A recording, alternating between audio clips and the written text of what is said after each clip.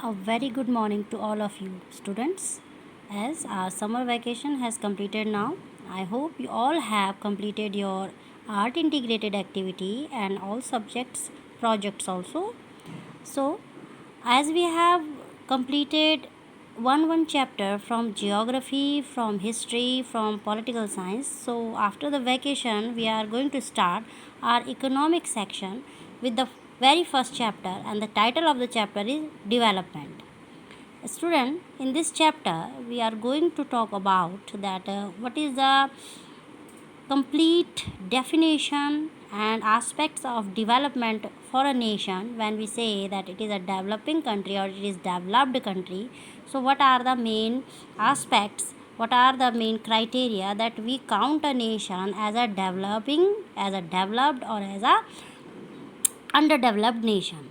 So, the idea of development or progress has always been with us. We have aspirations or desires about what we would like to do and how we would like to live. Yes, as you know that when we say development as a common definition, we know that we compare ourselves from our earlier position in terms of various way, like our economic condition, our educational background, or our achievements, and in a many way we used to count our development. Similarly, we have ideas about what a country should be like. In the same way, it is individual that we count our development in terms of economic condition, in terms of education, in terms of wealth, in terms of health also. So now when we say the nation, so in a nation also we are having different aspect and measure to count a country, to see that how much a country is developed or not. What are the essential things that we require? Can life be better for all? How should people live together? Can there be more equality? Development involves thinking about these questions and about the ways in which we can work towards achieving these goals. This is a complex task, and in this chapter, we shall make a beginning of understanding of development. You will learn more about these issues in greater depth in higher classes. Also, you will find answer to many of these questions, not just in economic but also in course in history and political science. This is because the way we live today is influenced by the past. We can't desire for change without being aware of this. In the same way, it is only through our democratic political process that these hopes and possibility can be achieved in real life. So, it is all about that what is the basic means of development. Now, let us try to imagine what development or progress is like to mean to a different person listed in a table 1.1. What are their aspirations? You will find that some columns are partially filled. Try to complete the table. You can also add any other category of person. What a development promises? Different people, different goals. Yes, as we know that you can see this caricature. You want a car? One guy is asking, you want a car? The way our country is set up, all you can hope for is may be to one day own the rickshaw you pull. Okay, so here that with the help of this caricature, you can understand that the meaning of definition or the meaning of development can be and it should be varies from one person to another, as we all are different from our educational background, from our wealth. So maybe for some people who are already prosperous, whose parents are good in job and they are having plenty of money, so for their kids to get a government job is not a achievement or not a development, because their parents already having these things. For him particularly, to achieve something more than that their parents is known as a development. So in this way, that's why it has been said that development promises and development varies from different people to different goals. We can understand this concept from this table.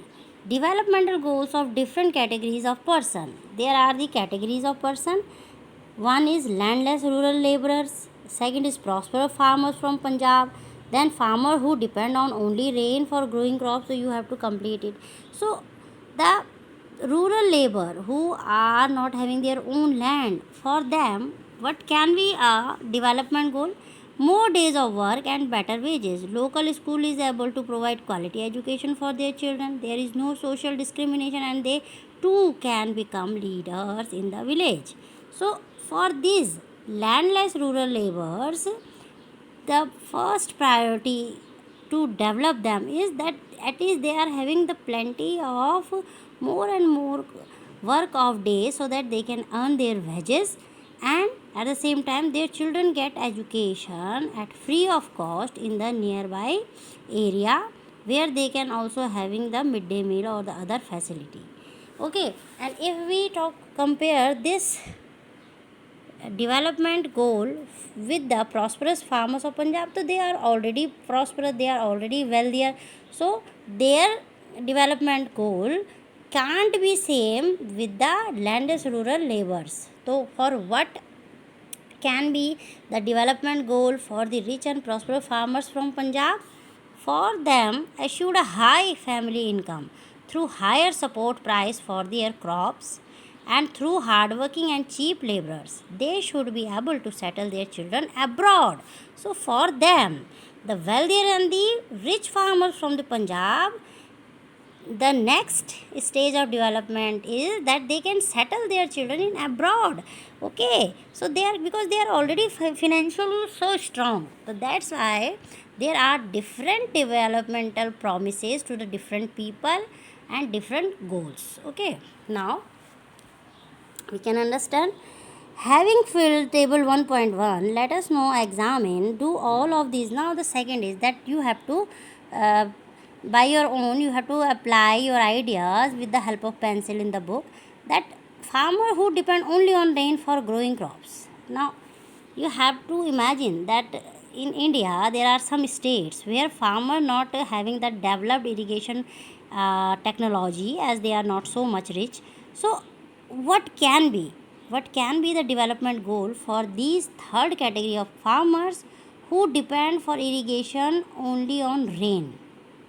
First of all you have to imagine that so what type of farmer they will be. It means they are not prosperous or the wealthier farmer, because if they were wealthier or the prosperous, they can develop their own irrigation channel, but they are depend only on rain for irrigation. So that's why what can be a development goals for them? To construct the irrigation tools or the ways in the villages can be the best development goal for these farmers who only depend on rain, so that they will not depend on rain all the time. And so it should be the first priority, first development goals for the farmers who depend on rain. So in this way you have to continue by your own that what can be the first development goal for the different people.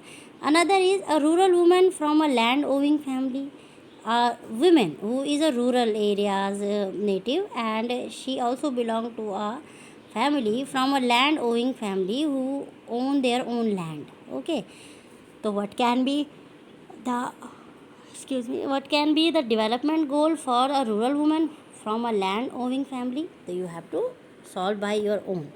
Now, having filled table 1.1, let us now examine it. Do all these persons have the same notice of development or progress? No, not at all, because they are different economically, financially, gender wise, education wise, most like not.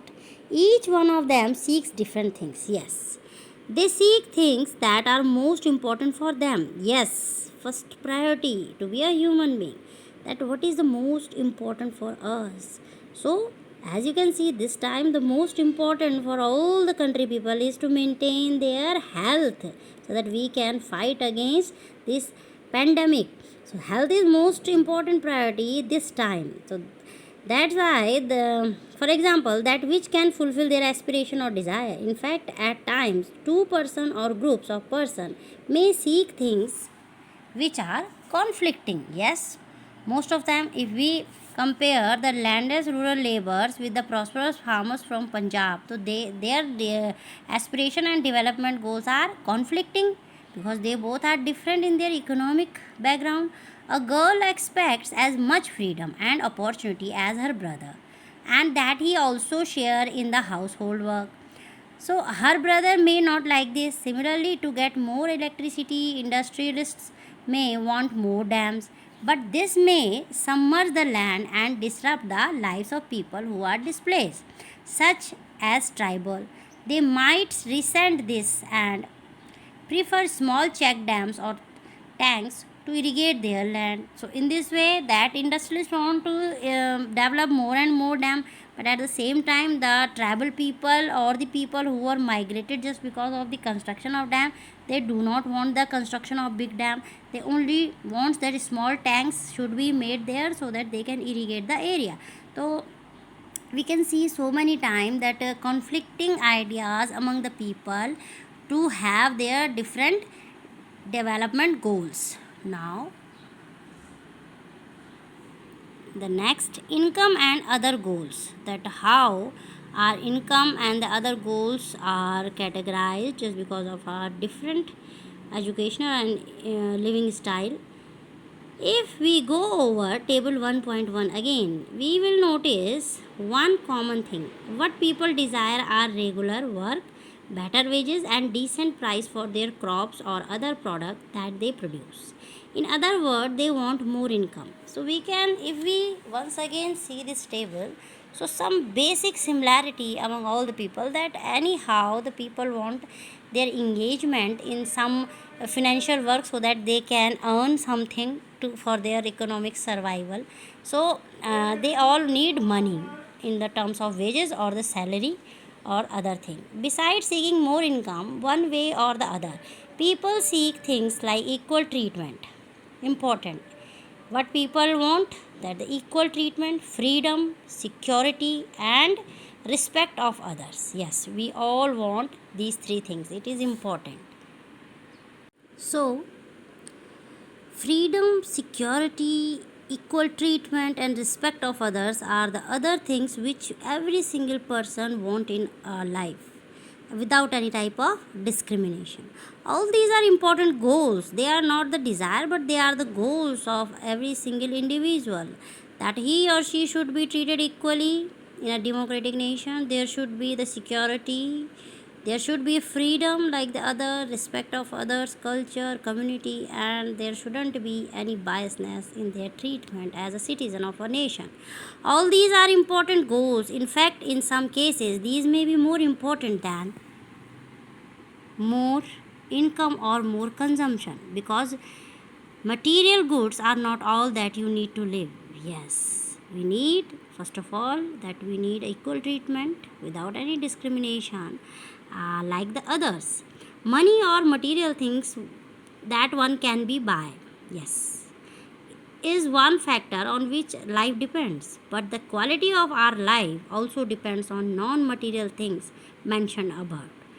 If it is not obvious to you, then just think of role of your friends in your life. You may desire their friendship. Similarly, there are many things that are not easily measured, but they mean a lot to our lives. These are often ignored. Okay. However, it will be wrong to conclude that what cannot be measured is not important. Consider another example. If you get a job in a far off place, before accepting it, you would try to consider many factors apart from income, such as facilities for your family, working atmosphere, or opportunity to learn. In other case, a job may give you less pay but may offer regular employment that enhances your sense of security. Yes, money is essential factor, that it gives us security, it gives us freedom, it gives us the power to buy anything which is materialistic comfort. Another job, however, may offer high pay but no job security, and also leave no time for your family. This will reduce your sense of security and freedom. At the same time, we are comparing two situations here, student. That and especially for this young generation like you, that who always think to earn more and more. That okay, money is essential factor, but if you are having two types of job opportunity, in first you are having full freedom, you are having Good vacations also to spend time with your family, although the income is not so much.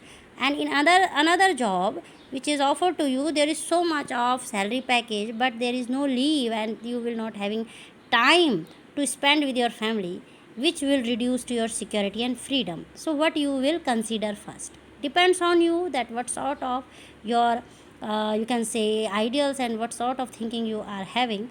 But at a one age, everybody wants to give quality time to the family also, and we want freedom and the happiness, because uh, our happiness is more than money.